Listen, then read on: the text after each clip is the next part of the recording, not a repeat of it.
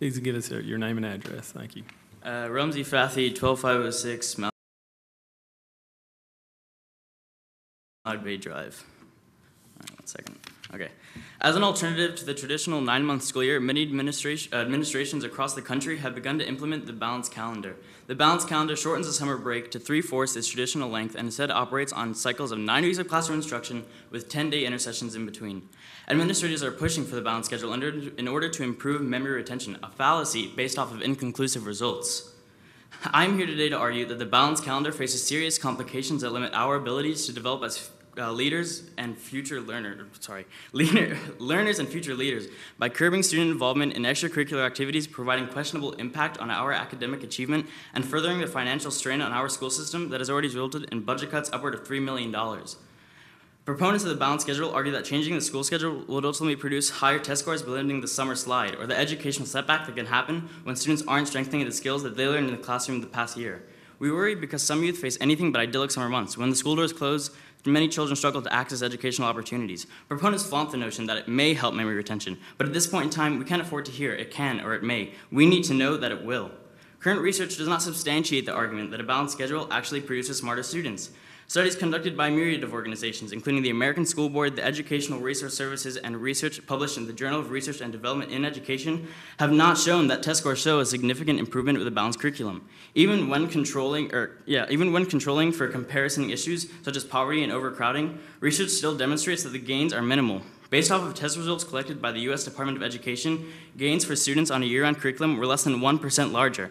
I've taken enough math classes, albeit it was on a traditional school year, to know that that's a trivial difference. Moreover, the shorter breaks in the year-round schedule may not solve the issues of a summer slide.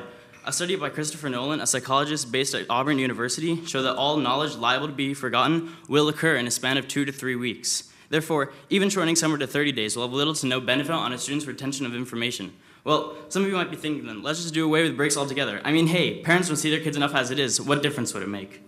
A student from Farragut High School participated in a summer-long math internship this past summer. As a result, she published her first paper at the age of 17 and was admitted to schools as prestigious as Harvard, MIT, and Princeton University. Athletic groups of Farragut participated in national championships and as a result of their dedicated performance were flooded with recruitment opportunities from various colleges across the country.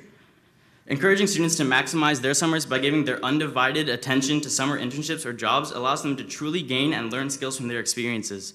At a time when our curriculum is becoming increasingly formalized with limited time to truly discover one's passions, summers provide students the opportunity to explore their interests and where different career paths can lead them. Instead, through a balanced calendar, we are left with 10 days spread intermittently throughout the year, impeding a student's ability to fully immerse themselves into these activities. We send the message to students that career development and character building are nothing but afterthoughts. Bouts of self-discovery should only come after the AP test, after the block exams, and after the Scantron test that have come to typify the high school experience. Are efforts like the No Child Left Behind Act and Common Core really supposed to impart upon students that any and all learning of value can only happen in a classroom? We all know that this simply isn't true. Extracurriculars provide students with skill sets in leadership and creative problem solving.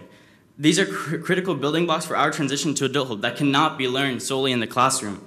To add insult to injury, year-round schools cost more than lost student opportunities. The failure of the year-round schedule to improve academic achievement is further confounded by the high price tag associated with keeping a school open year-long.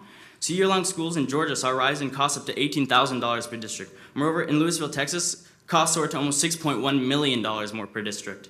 A large portion of these costs can be attributed to the prices of maintaining air conditioning and the continuing operating of the bus systems. To reverse the traditional schedule will save the Texas district almost $13.8 million. Many large school districts in Las Vegas, California, and Salt Lake City that were on the year-round schedule have actually reverted to the traditional schedule as a result of budget crisis and poor quality in instruction time. Before I leave here today, I want to make sure I drive this point home. A movement towards the balanced calendar is a movement towards an educational factory that capitulates to formulaic learning. Revolving our lives around standardized education and overemphasizing education in the classroom is a step towards failure in the future. The balanced calendar curtails student and faculty opportunities to immerse themselves into unique experiences that require dedicated time outside of the classroom. These experiences cannot be built into the curriculum, nor can they be done justice in 10-day intersessions. A shift of this calendar would make my peers and I machines designed as behemoths of classroom learning, with diminished perspectives of the importance of taking initiative to learn outside of the classroom. Though I do admire some of the aspects of the progressive platform set for our school system, the inclusion of balanced calendar will not fix our problems. That's where I was. Okay. Changing the calendar does not address the real issues plaguing our education system, such as the fact that 10 years of standardized testing has minimally narrowed our achievement gaps. I see the struggles that my peers face in school. I endure the struggles firsthand. I strongly believe that the research supporting this calendar is scant, and the costs to individual students in our community as a whole prove that a year-long curriculum is not and will not be the effective medium. Thank you for your time.